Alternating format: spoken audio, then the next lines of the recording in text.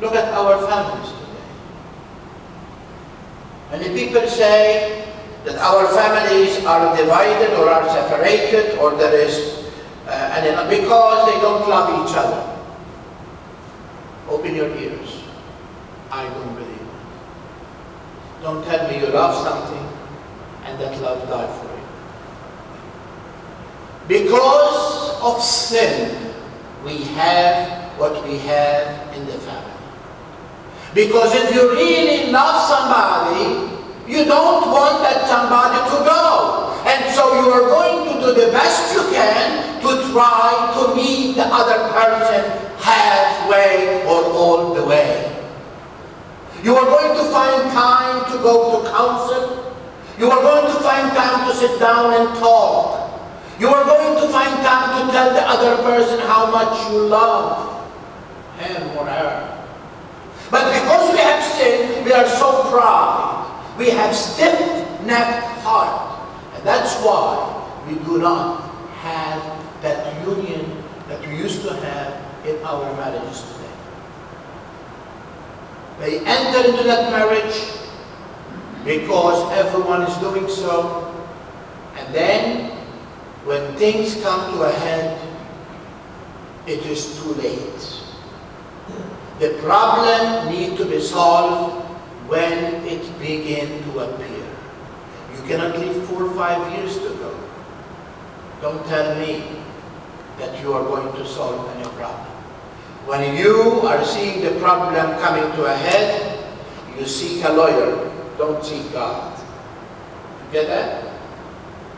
Because God will help you if you help yourself. And the first thing to do is to acknowledge that you have sinned. And by your relationship outside of that marriage, you are bringing this marriage down. And you need to stop it. And stop it then. And don't leave 4 or 5 years to go. You say, Father, my wife does not care for me anymore, but my secretary at work, she is all ears. Of course she is all ears. Because the bird is in the air, it's not catched yet. Once you get her, you are going to have the same problem, because the problem is not your wife, it's you. And that is why we say it's not marriages that are failing. It's because we have the pride of sin. If you know you are spending too much money and your husband or your wife is telling you so, you come to your senses and say, I need to listen. But if you say, this is my money, I earn it, I do what I want with it, you are telling me that you have pride. And when you have pride, it is a sin, one of the heads of mortal sins. That's why marriages fail today. Because if you really love, you don't let go of your love. You say, but he left me. Don't think it is his. It takes two to tango. You need to work it.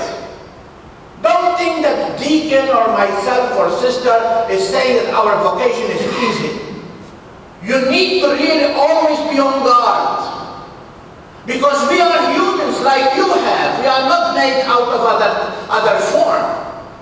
And if we allow ourselves to go, we can find people attractive to us. I don't think so to me. But the only thing is attractive to us, or we are attractive to them.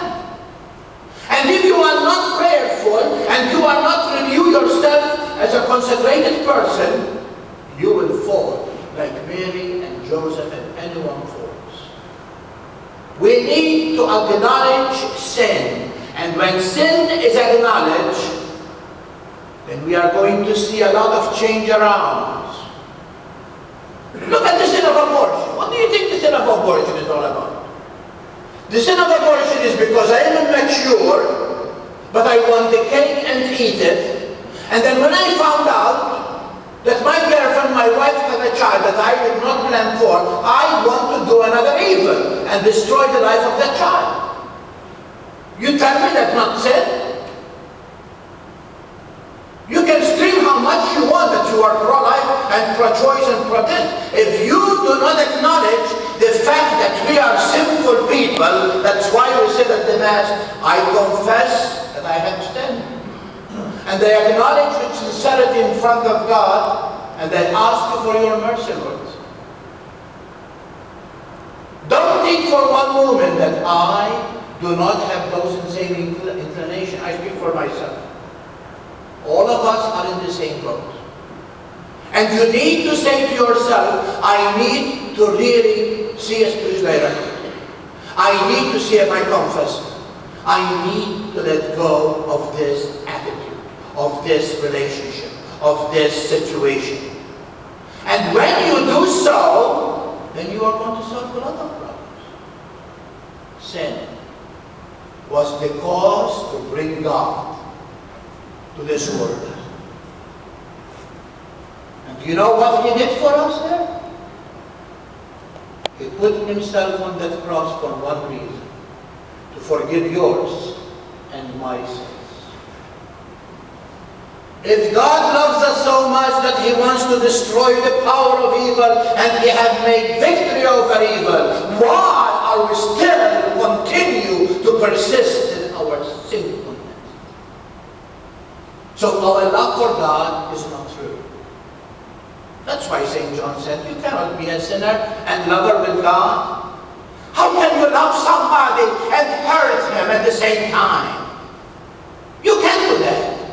Because at the very moment that you hurt that person you love, you need and ask forgiveness. You pray that He will have mercy and give you a chance to begin again. That's love. Do I am going to sin? Of course. Till I am for hours dead. And I am still even in the coffin, I am going to be able to sin. But I need God to forgive me. Because I have no one to return to but Him. And He who forgives me, now let's face it, He gave me that power of forgiveness so I can forgive others. Otherwise, whatever we do, dear people, today, and every day we come to Mass, is really a blow in the face of God. Forgive me, Lord, as I forgive. So if you are not a person of forgiveness, you do not know God.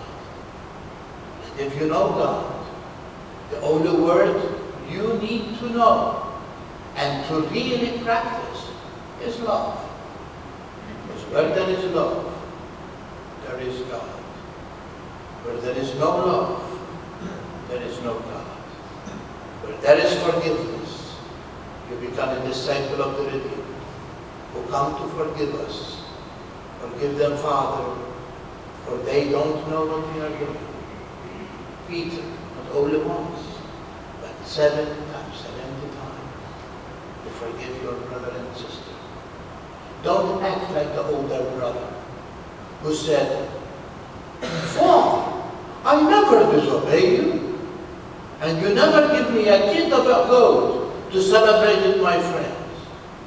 Listen to the word of the Father, and I conclude with them. My son, what is mine is yours. In other words, I'm not going to give again to your brother the estate, but now we need to forget. And let us come together to celebrate. Because your brother was lost, but is found. He was dead, but he came to be alive. And then you can say what St. Paul said today. What God has done to me when I was arrogant and blasphemer, I want to do it by my ministry. So that I will become everything with everybody and will show the power of mercy that God